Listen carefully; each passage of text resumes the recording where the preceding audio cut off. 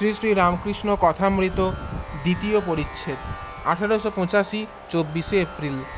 শ্রীযুক্ত বলরামের বাটিতে অন্তরঙ্গ সঙ্গে 4টের পর স্কুলের ছুটি হইল। মাস্টার বলরামবাবুর বাহিরের ঘরে আসিয়া দেখেন ঠাকুর সহাস্য বদন বসিয়া আছেন। সংবাদ পাইয়া একে একে ভক্তগণ আসিয়া জুটিতেছেন।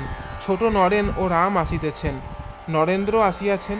মাস্টার প্রণাম করিয়া আসন গ্রহণ করিলেন।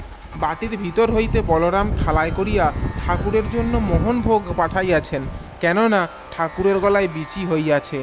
শ্রীরামকৃষ্ণ মোহনভোগ দেখিয়া নরেন্দ্রের প্রতি, ওরে মাল এতেছে, মাল মাল, খা খা। সকলের হাস্য। ক্রমে বেলা পড়িতে লাগিল।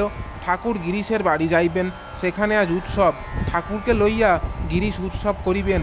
ঠাকুর বলরামের দ্বিতল ঘর হইতে নামিতেছেন, সঙ্গে মাস্টার, পশ্চাতে আরও 2-1টি ভক্ত। দেউড়ির কাছে আসিয়া দেখেন একটি হিন্দুস্থানি ভিখারি গান গাইতেছে। রাম নাম শুনিয়া ঠাকুর দাঁড়াইলেন। দক্ষিণাস্য। দেখিতে দেখিতে মন অন্তর্মুখ হইতেছে।